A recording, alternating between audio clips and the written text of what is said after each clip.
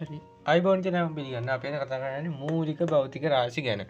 මූලික භෞතික රාශි කියන්නේ මේවා SI එකක ක්‍රමයේදී මේවා තමයි මූලික භෞතික රාශි. මේවා හතක් තියෙනවා. මේ මූලික භෞතික රාශි හත සම්මත කරගෙන තියෙන්නේ වෙනත් රාශීන් එක්ක අදා නොවැදින හා තවදුරටත් මේවා සරල කරන්නත් බෑ. ඒ හින්දා තමයි මේවට මූලික භෞතික රාශි කියලා කියන්නේ. පළවෙනි මූලික භෞතික රාශිය තමයි දිගමයින එකකගේ මීටර. මූලික එකකගේ මේක මීටර, සම්මත එකකගේ තමයි සිම්පල් m. දෙවෙනි මූලික රාශිකය තමයි ස්කන්ධයම ඉන්නේ. මේක මූලික එකකගේ කිලෝග්‍රෑම්. මේක සිම්පල් k, සිම්පල් g.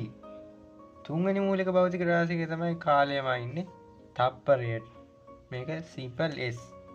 හතරවෙනි මූලික භෞතික රාශිය තමයි උෂ්ණත්වයම ඉන්නේ කෙල්විනයට. මේක නම් ඕලෙවල් කාලේදී තහදිනා කෙල්විනයට කියන්නේ මේක කැපිටල් K. මේක විද්‍යුත් ධාරාවම ඉන්නේ ඇම්පියර්. ද්‍රව්‍ය ප්‍රමාණයම ඉන්නේ මූලික භෞතික රාශිය මෝල්. මෙන්න මේක තමයි අලුත් මූලික භෞතික රාශිය. ඕගොල්ලන්ට එන සිලබස් එකේ කැන්ඩෙලාව. මේක දීප්ත තීව්‍රතාව කියලා තමයි මේකට කියන්නේ. කැන්ඩෙලාව. මෙන්න මේ හත තමයි මූලික භෞතික රාශි හත. භෞතික රාශි කොටස් දෙකක් තියෙනවා. මූලික භෞතික රාශි, පරිපූර්ණක භෞතික රාශි. අපි දැන් මූලික භෞතික රාශි කතා කරන්නේ. දැන් බලමු පරිපූර්ණක භෞතික රාශි ගැන. පළවෙනි මූලික භෞතික රාශිය තමයි තල කෝණය. දෙවෙනි එක තමයි ඝන කෝණය. මේ පරිපූර්ණ රාශියේ පරිපූර්ණක එක තමයි තල කෝණය, පරිපූර්ණක එක රේඩියන. ඒක අපි ඒකගේ සංකේතය කියන්නේ සිම්පල් RAD. දෙවෙනි පරිපූර්ණක භෞතික රාශියේ ඝන කෝණයනේ. ඒකේ සංකේතය ඉෂ්ට රේඩියන. ඒක SR කියලා කියනවා. Simple RAD, simple S, simple R. අපිට මේ රේඩියන එක ගැන අර්ථ දැක්වීමක් ඕන වෙනවා. ඝන කෝණය ගැන වැඩි ඕනේ නැහැ.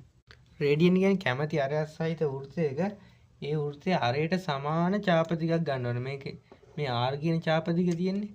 ඒ සමාන ඡාප දිග ඔහොම ගන්න ඕනේ. මේකත් R ම වෙන්න ඕනේ. ඒ R කියන ඡාප දිගෙන්, ඒ කියන්නේ මේ අරයට සමානම ඡාප දිගක් කරගෙන මේ ඡාප දිගෙන් කේන්ද්‍රය ආපාතනය කරන කෝණය තමයි රේඩියන 1 කියලා කියන්නේ. අරයට සමාන ඡාප දිගක් ගත්තා. ඒ ඡාප දිගෙන් කේන්ද්‍රය ආපාතනය කරන කෝණය තමයි රේඩියන 1 කියන්නේ. તો අපිට මේක සම්බන්ධ කරන රේඩියන 5 ප්‍රමාණයක් අංශක 180යි.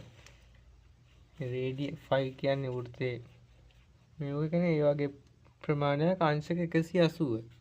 මෙන්න මේක තමයි පරිපූර්ණක